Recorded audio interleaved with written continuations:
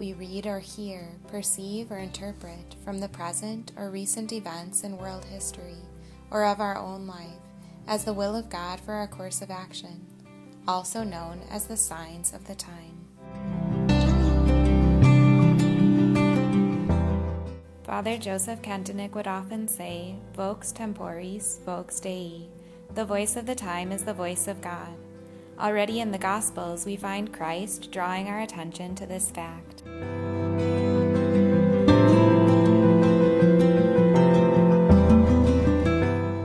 He also said to the crowds, "When you see a cloud rising in the west, you say immediately that it's going to rain, and so it does.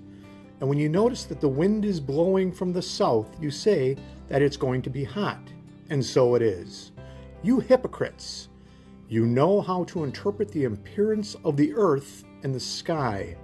Why do you not know how to interpret the present time?" Father Kentenick lived and taught this practice. Through a childlike connection to God, we are better able to listen to His voice and interpret the signs of the times correctly. This is how Schoenstatt came into existence. The Blessed Mother has used me to make the founding of this pilgrimage place possible. Her wish was not revealed to me in a vision, but in divine providence. First, through the signs of the time. Secondly, through the workings of grace and souls which showed me the way.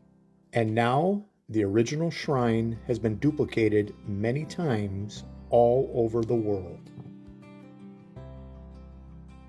Father Kentenick encouraged us to go through life with the hand on the pulse of time and our ear on the heart of God.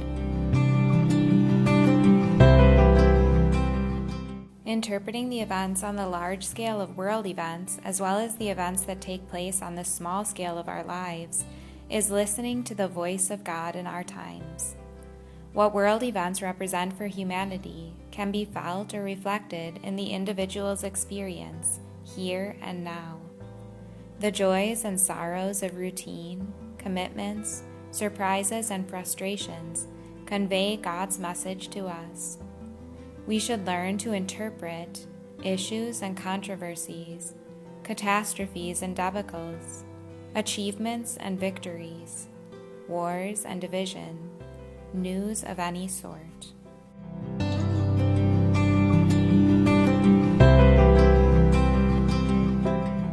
Schoenstatt will always emphasize contemplating God in history.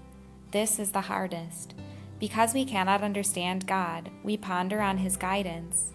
And because God cannot be contained in one thought or in one place, we seek God in everything. In other words, we must move towards God at all times. In our daily lives, every inspiration, encounter, event, and place is an opportunity to grasp something of God's presence, work, favor, and blessing.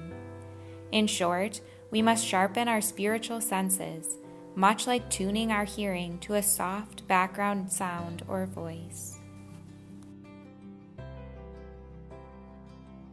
God's voice is found in the way things are made, voice of being, in the way things happen, voices of time, and in the way we judge and perceive things, voices of soul.